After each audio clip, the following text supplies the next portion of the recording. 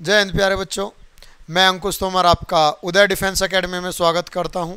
एक कदम सफलता की ओर, आइए हमारे साथ जुड़िए और अपनी तैयारी को बेहतर बनाइए, अपनी तैयारी को बेहतर आयाम दीजिए और एक अपने सरकारी नौकरी के सपने को पूरा कीजिए। हम लोग जैसा कि प्रॉमिस किया था, हर सैटरडे संडे आपके लिए जीएस का एक नया टॉपिक लेके आएंगे। तो आज हम आपके लिए लेके आए संविधान, भारतीय संविधान का भाग एक, भारतीय संविधान का भाग एक।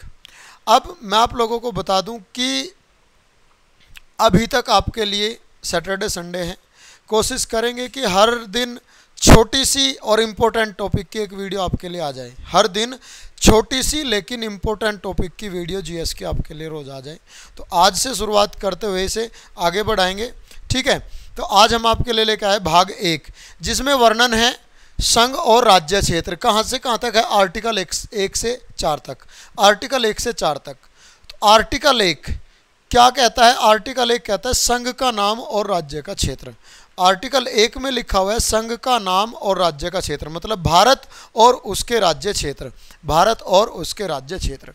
अब आर्टिकल 1 के फर्स्ट पॉइंट में लिखा हुआ है भारत राज्यों का क्या होगा? संघ होगा। भारत राज्यों का क्या होगा? संघ होगा। दूसरी बात, पहली अनुसूची के राज्य, आर्टिकल 1 के सेकंड पॉइंट में कहा है पहली अनुसूची के राज्य और संघ शासित प्रदेश। जो फर्स्ट अनुसूची में डिस्क्राइब्ड है, पहली अनुसूची में जो बताया है, उसके राज्य और संघ शासित प्रदेश किस में आएंगे? आर्टिकल 1 के सेकंड के अंतर्गत। ऐसे आर्टिकल 1 के थर्ड में दिया है भारत के क्षेत्र। भारत के क्षेत्र, भारत के क्षेत्र के अंतर्गत कौन आता है? राज्य, संघ शासित प्रदेश और अर्जित क्षेत्र। अर्जित क्षेत्र में कौन आते हैं? अर्जित क्षेत्र में आते हैं जीत द्वारा, भाई जीत लिए, जीत द्वारा, समझौते या संधि द्वारा जो क्षेत्र भारत में शामिल किए, समझौते द्वारा। और एक आपका पॉइंट आता है तीसरा, दावा रहित, यानी कि कहीं पे कब्जा कर लिया, वो भारत ने अपना बना लिया। ये 3 प्रकार के क्षेत्र हैं भारत के क्षेत्र में। ये है आपका पूरा आर्टिकल फर्स्ट। आर्टिकल फर्स्ट के बाद अब हम मूव करते हैं आर्टिकल सेकंड की ओर। आर्टिकल सेकंड, अनुच्छेद 2। अब आर्टिकल सेकंड में क्या दिया है? आर्टिकल सेकंड में आपका दिया है कि नए राज्यों का प्रवेश या स्थापना, नए राज्यों का प्रवेश, नए राज्यों का प्रवेश या स्थापना। बिल्कुल नया राज्य कोई बनाया है तो वो किसके अंतर्गत आएगा? आर्टिकल 2 के। और दूसरी बात, इसके लिए साधारण बहुमत चाहिए, किसी विशेष बहुमत की ज़रूरत नहीं होती है। साधारण बहुमत से ही किसी नए राज्य का प्रवेश या स्थापना हो जाती है। किसी नए राज्य का क्या होता है? प्रवेश या स्थापना हो जाती है साधारण बहुमत से। संसद में इसका बिल साधारण बहुमत से पास हो जाएगा तो नए राज्य का प्रवेश या स्थापना हो जाएगा। जैसे सिक्किम को भारत में शामिल किया गया था, सिक्किम को भारत में शामिल किया गया था तो वो किस में आता है? आर्टिकल 2 में आता है, ठीक है बेटा। आर्टिकल 3 की बात करेंगे। आर्टिकल 3 है नए राज्यों का गठन। आर्टिकल 3 है नए राज्यों का गठन, नए राज्यों का गठन, नए राज्यों का गठन। यानी कि नए राज्यों के गठन से मतलब है भैया सीमा परिवर्तन, सीमा परिवर्तन होना हो नए राज्य का, किसी राज्य की सीमा परिवर्तित होनी हो, नामकरण होना हो, ये चीज़ें किस में आती है? नए राज्य के गठन में आती है। ये चीज़ें किस में आती है? नए राज्य के गठन में आती हैं। और ये भी किससे होता है? साधारण बहुमत से ही पास हो जाता है। साधारण बहुमत से ही आर्टिकल 3 यानी कि नए राज्यों का गठन भी क्या हो जाता है? साधारण बहुमत से ही हो जाता है। तो क्या ज़रूरत पड़ती है? साधारण बहुमत की आवश्यकता होती है। क्या होती है? साधारण बहुमत की आवश्यकता। ठीक है बात? बताइए मुझे जल्दी से, इतनी बात में कोई दिक्कत है क्या? आर्टिकल 3 के ए में दिया हुआ है, आर्टिकल 3 के ए क्लोज में दिया हुआ है भाई 2 या 2 से अधिक राज्य, 2 या 2 से अधिक राज्य समझौता करके एक जगह कर दिए जाए। दो या दो से अधिक राज्य को एक कर दिया जाए। दो या दो से अधिक राज्य क्या कर दिया जाए? एक कर दिया जाए। आर्टिकल 3B में दिया है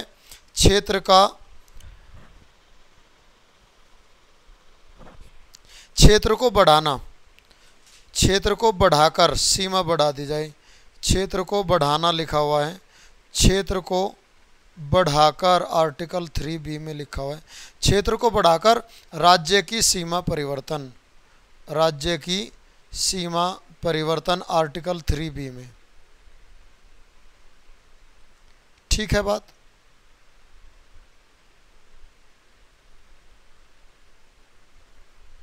आगे चलते हैं। चल नेक्स्ट स्लाइड ले लेता हूं। आर्टिकल 3 में दिया हुआ है क्षेत्र को घटाकर, आर्टिकल 3C में दिया हुआ है क्षेत्र को घटाकर सीमा परिवर्तन। आर्टिकल क्षेत्र को 3C में दिया है क्षेत्र को घटाकर सीमा परिवर्तन, क्षेत्र को घटाकर सीमा परिवर्तन दिया है 3C में।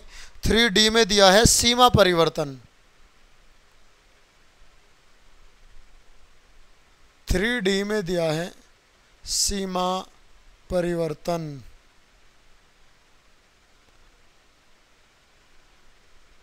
ठीक है, आर्टिकल 3D में दिया है सीमा परिवर्तन और 3E में दिया है नाम परिवर्तन। आर्टिकल 3E में दिया है नाम परिवर्तन। ये आर्टिकल 3 में आता है। इतनी बातें आपकी आर्टिकल 3 में आती है। ठीक है बात? अब बात करेंगे नए राज्य के गठन का विधेयक क्या होगा। नए राज्य के गठन का विधेयक किसके पास जाता है? बिल। विधेयक को बोलते हैं बिल। गठन का विधेयक किसके पास जाता है? राष्ट्रपति के पास। राष्ट्रपति हस्ताक्षर कर देता है, राज्यों के पास जाता है। राष्ट्रपति हस्ताक्षर कर देता है, राज्यों के पास जाता है। जिन राज्य के साथ परिवर्तन करना है राज्य उस पर अपने हस्ताक्षर कर देते हैं। नेक्स्ट पॉइंट लिख लो, राज्यों के पास कोई शक्ति नहीं होती। राज्यों के पास कोई शक्ति नहीं होती नाम परिवर्तन, सीमा परिवर्तन करने में राज्यों के पास कोई शक्ति नहीं है। जो भी संघ सरकार, केंद्र सरकार चाहेगी वो कर सकती है। संघ शक्ति नहीं होती। ठीक है, ये था आर्टिकल 3 में। चलते हैं नेक्स्ट स्लाइड पे, आर्टिकल 4। आर्टिकल 4, उम्मीद करता हूँ जितनी जानकारी दी गई है मोर देन इनफ है, मोर देन इनफ है, मोर देन सफिशिएंट है। क्योंकि मेरी कुछ आदत है थोड़ा सा डिटेल में बताने की, बिल्कुल टू द पॉइंट और डिटेल में बताने की आदत है, इसलिए मैंने आर्टिकल 3 के अंदर इतनी सारी चीज़ें आपको बता दी। ठीक है, अब आर्टिकल 4 में क्या आता है? आर्टिकल 4 में आता है आर्टिकल 2 और 3। आर्टिकल 2 और 3 के द्वारा, आर्टिकल 2 और 3 के द्वारा अनुसूची,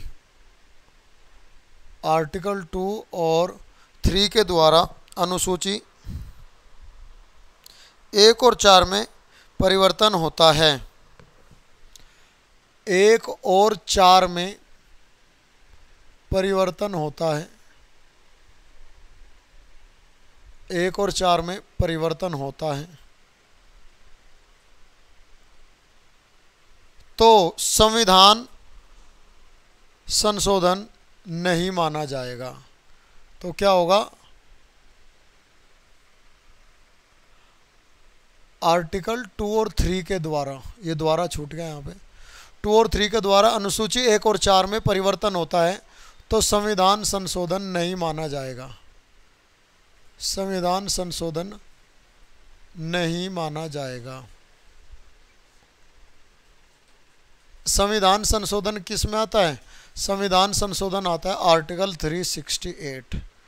आर्टिकल 368 के अंतर्गत ये नहीं होगा। ठीक है, ये संविधान संशोधन नहीं माना जाएगा। ये हो गई बात आर्टिकल, चारों आर्टिकल की, आपके 4 आर्टिकल जो है। ठीक है, अब एक छोटा सा इम्पोर्टेंट सा पॉइंट मैं यहाँ जोड़ता हूँ आपके लिए, वो जोड़ते हैं, छोटा सा इम्पोर्टेंट सा पॉइंट जोड़ते हैं, राज्यों का गठन कब किस राज्य का गठन हुआ। देखिए अब राज्यों का गठन, राज्यों का गठन,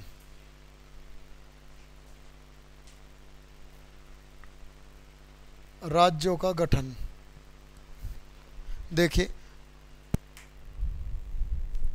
राज्यों के गठन में सबसे पहले 1953 में 1953 के राज्य पुनर्गठन आयोग के द्वारा 1953 में आंध्र प्रदेश पहला राज्य बना भाषा के आधार पर, भाषा के आधार पर पहला राज्य आंध्र प्रदेश बना, भाषा के आधार पर पहला राज्य, भाषा के आधार पर पहला राज्य।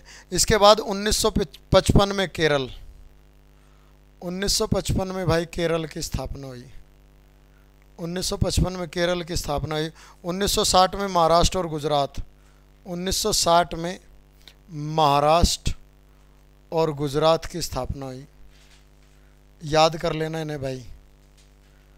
1960 में महाराष्ट्र और गुजरात की स्थापना हुई। 1963 में नागालैंड, 1963 में नागालैंड।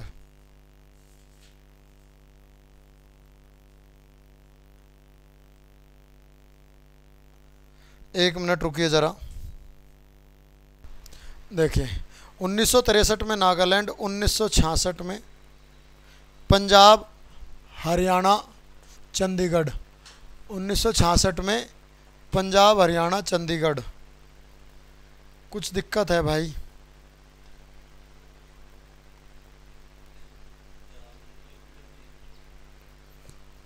पंजाब हरियाणा चंडीगढ़।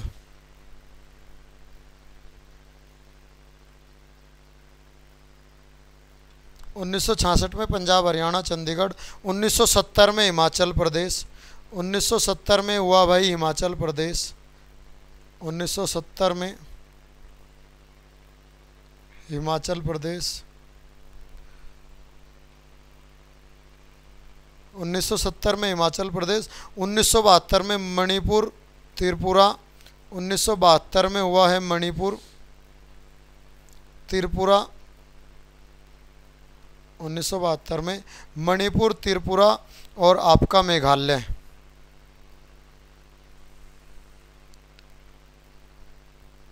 ये स्थापना हुई है 1972 में। ठीक है, इसका एक्ट की बात करूं मैं, अगर इसके एक्ट की बात करें, जो अधिनियम आया था 1971 में आया था, और एक्ट की बात करूं नागालैंड के की, जो इसका एक्ट आया था, अधिनियम आया था, वो 1962 में आया था। ठीक है बात, आगे चलते हैं, आगे चलते हैं। आपका 1975 में सिक्किम, 1975 में सिक्किम नया राज्य बना, 1975 में सिक्किम। अच्छा जी, और 1986 में मिजोरम और अरुणाचल प्रदेश, 1986 में मिजोरम और अरुणाचल प्रदेश, ये दो राज्य बने 1986 में। 1953 के बाद सारे राज्य पुनर्गठित गठन अधिनियम 1956 के तहत बने। 1953 वाला बना था 1953 राज्य पुनर्गठन अधिनियम के तहत, और उसके बाद 1956 के तहत बने सारे के सारे। 1986 में बनने के बाद 1987 में गोवा महाराष्ट्र से अलग हुआ और 1987 में बना गोवा। ठीक है भाई, 1987 में महाराष्ट्र से अलग हुआ, गोवा बना, और 2000 में 3 राज्य बने। 1 नवंबर को बना, एक बना 1 नवंबर को, एक बना 9 नवंबर को, एक बना 9 नवंबर को, और जो तीसरा बना वो बना 15 नवंबर को।